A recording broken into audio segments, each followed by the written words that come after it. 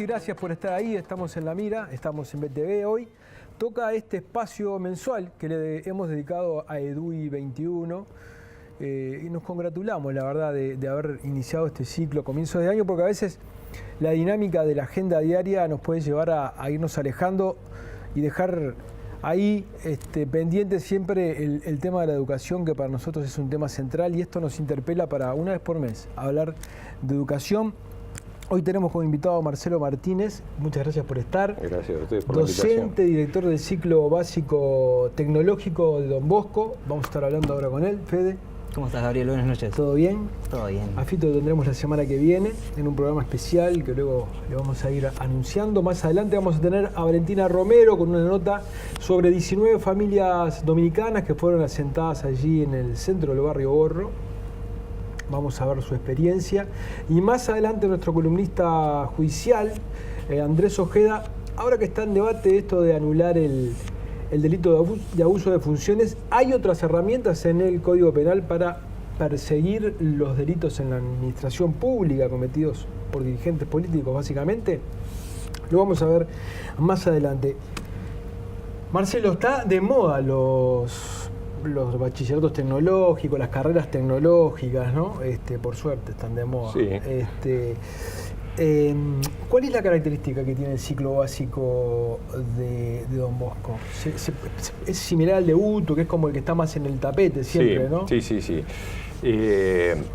Cuando se optó por instalar un ciclo básico en el colegio Don Bosco, ahí en el kilómetro 16 de la ruta 8,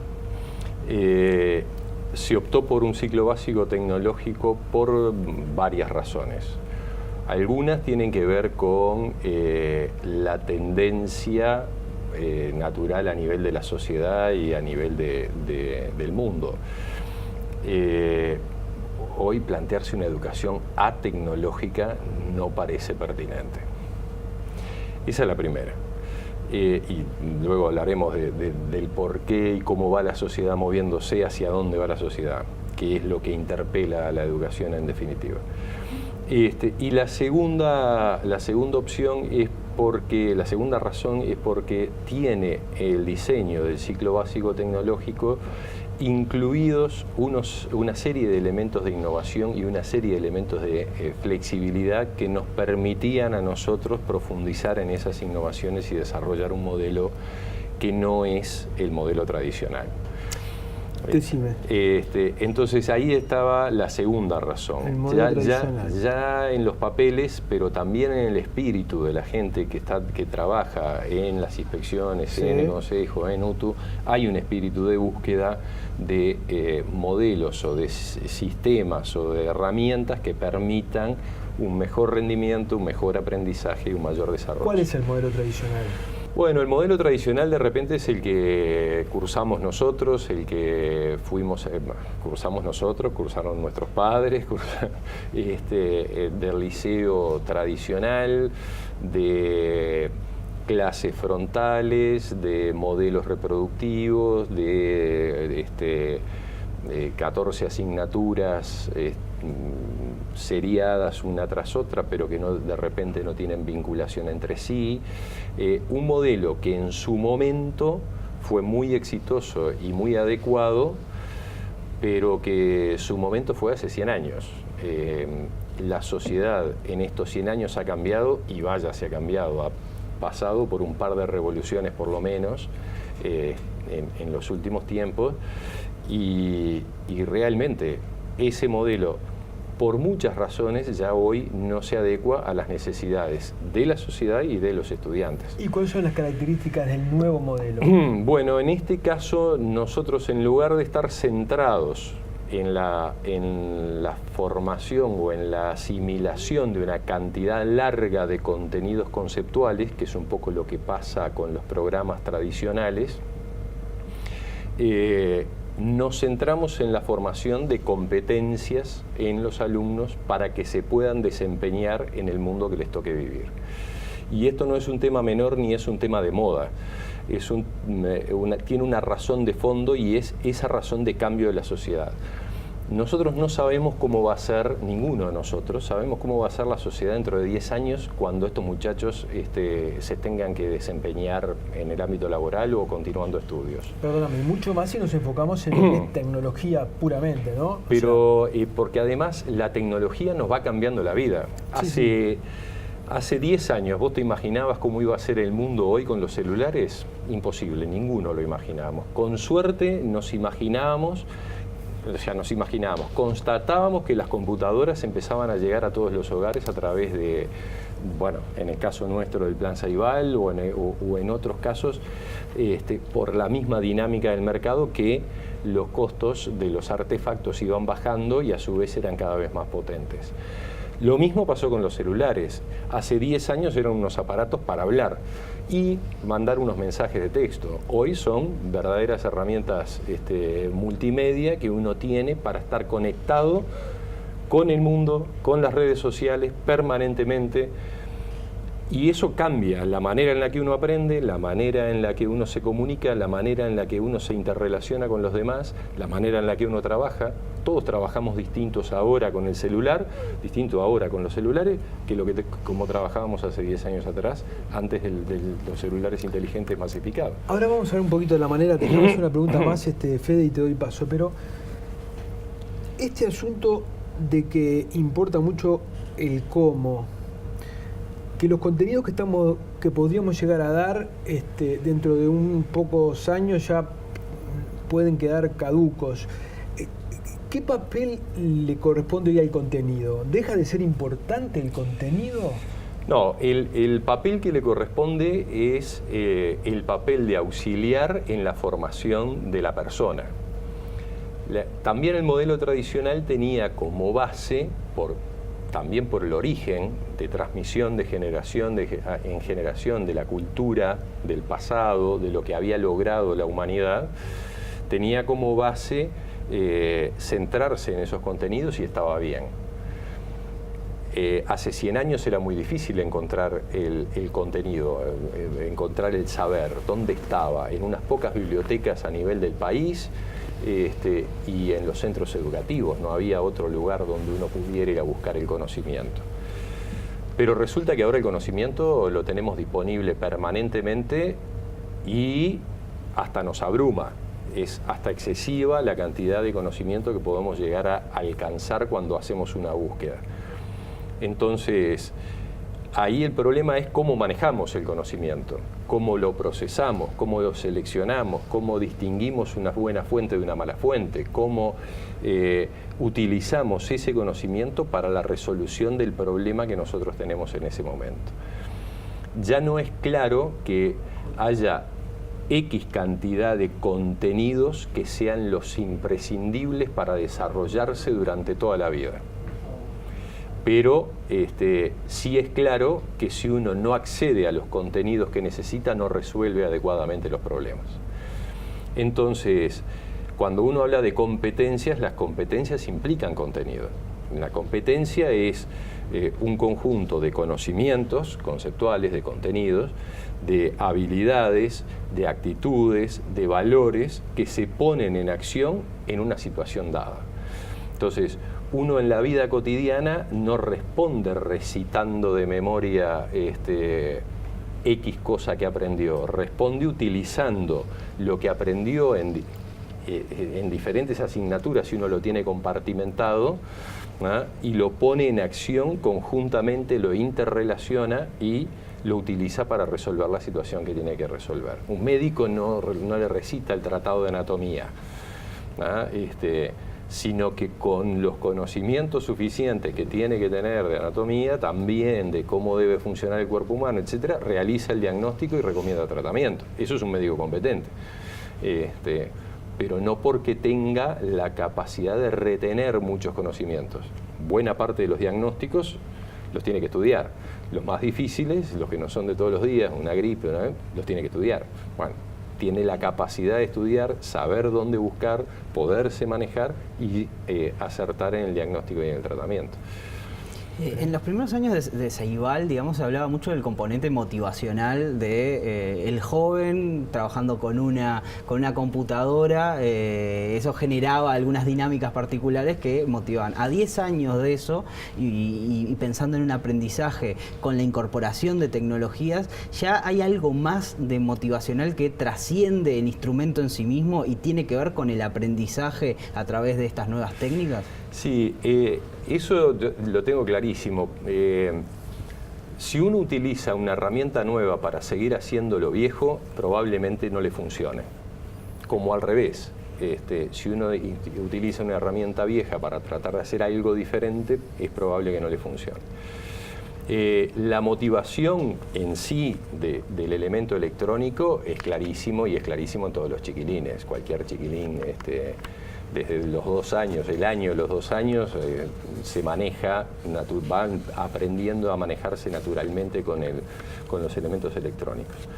Pero lo que sí hay que tener en cuenta es que el elemento electrónico da una posibilidad mayor, y entonces hay que apostar y apuntar a utilizarlo para alcanzar metas mayores. Esto que hablábamos de la posibilidad de acceder a información, bueno, es una posibilidad mucho mayor que la que teníamos cuando nosotros estudiábamos. Entonces lo que hay que apostar es apostar a manejar esa mayor información o esa capacidad de tener acceso a los datos. Por otro lado, también implica desafíos, porque hay un desafío que a veces a nosotros nos queda en el pensamiento, bueno, la lógica solo se aprende con la matemática. Bueno, no, sí, la lógica se aprende con la matemática, también se aprende con la lógica pura, y hoy por hoy se aprende con la programación. ¿Y cuál va a ser el elemento que más motive? Probablemente la programación motive más al muchacho que aprender las disciplinas puras. Pero además es una herramienta que van a necesitar. Es bien probable que en un futuro no muy lejano manejarse con una alfabetización en programación sea como para nosotros habernos manejado con una alfabetización en lectoescritura. Entonces, también permite un desarrollo más allá de lo que se logró. También permite otras cosas. En el modelo nuestro trabajamos con todo el trabajo por proyectos y en equipo. Y tenemos el apoyo de Ceibal, tanto de los laboratorios digitales, tecnológicos digitales, como de una computadora por alumno. Ahora, el trabajo que realizan los muchachos directamente se realiza en Drive, con documentos colaborativos, con trabajos de equipo y utilizándola permanentemente. O sea, entras en el salón y están las máquinas arriba de la mesa, salvo que estén haciendo un trabajo de plástico o que estén haciendo alguna otra cosa, pero la máquina es un elemento permanente. Pero es un elemento permanente como herramienta, como también utilizan los celulares como herramienta. Nosotros manejamos los celulares en la clase porque entendemos los primeros días que no nos llegaban las máquinas por las demoras normales. Los primeros aprendizajes para que tuvieran el Drive y supieran cómo utilizarlo, etcétera, lo hicieron con los celulares de ellos. Entonces, la primera pulsión de un centro de estudio, un alumno, un docente y un celular, la primera es decir, celulares en clase no. Exacto, ¿no? Exacto. Y a nosotros nos costó un poco por la tradición del colegio. Nosotros empezamos el ciclo básico este año y tenía esa tradición, pero nos costó con los padres. Pero ¿tienen el celular prendido durante la clase? Sí, tienen el celular prendido durante la clase. Bueno, pero yo lo veo que está conectado al chat. Y sí, está conectado al chat. ¿Y usted cómo se dio cuenta que estaba conectado al chat? Porque usted también estaba conectado al chat y estaba trabajando, y podía trabajar.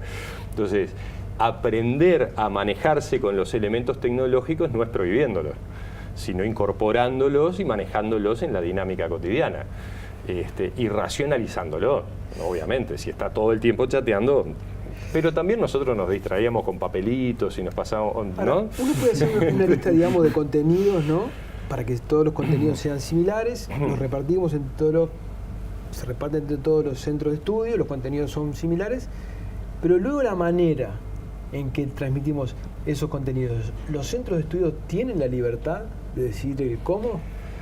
Yo entiendo que sí, y en el ciclo básico tecnológico está escrito en la fundamentación de todos los programas. Pero hay una cultura... Pero lo que falta es la cultura de adecuar, de adaptar. No es solamente que es una cuestión de cultura por voluntad, hay cosas de organización del sistema que no lo permiten. Si yo tengo rotación de docentes todos los años, es bravo que pueda armar una cultura donde coordino con los profesores que ya conozco y que ya sabemos cómo es que vamos a trabajar en conjunto. Pero si además tengo 3 horas acá y 5 horas en otro centro y 2 horas en otro lugar, es muy difícil lograr establecer las coordinaciones y cambiar el chip en cada momento de en esto la orientación que le íbamos a dar a estos contenidos era esta, en esto lo íbamos a coordinar con otro docente de otra asignatura para hacer tal otra cosa. Es muy difícil. Entonces, hay una cuestión de cultura que tiene que ver con la cultura de la tradición, sí, docente, etcétera, pero que tiene mucho, creo yo, mucho más que ver con la cultura institucional y la organización de la cultura institucional. Si uno quiere hacer innovaciones, tiene que reorganizar el centro educativo de otra manera, o el sistema o el subsistema de otra manera. Si no, es muy difícil que uno, utilizando la herramienta tradicional de gestión de los centros, pueda tener un proyecto diferente y una manera distinta de lograr... Y un resultado distinto. Y el resultado se ve seriamente comprometido. ¿Ustedes trabajan específicamente o ven un impacto de esta nueva forma de trabajo sobre las aspiraciones de los alumnos, la visualización de oportunidades por parte de los alumnos? Por eso es un problema a nivel de ciclo básico en particular que afecta fundamentalmente la capacidad de retención del alumno en el centro. Entonces, ¿cómo ustedes están viendo ese aspecto? Sí, primero que nada, el alumno o los alumnos van entusiasmados. Es una cosa que nosotros constatamos. Van entusiasmados y se divierten aprendiendo. ¿Tiene poca deserción? No tenemos deserción. Tuvimos 2 incorporaciones a lo largo del año. Esa es la realidad. Y no hemos hecho, no ha sido necesario un trabajo de seguimiento, de ir a buscar a las casas, a los muchachos, etcétera, ¿no? Van.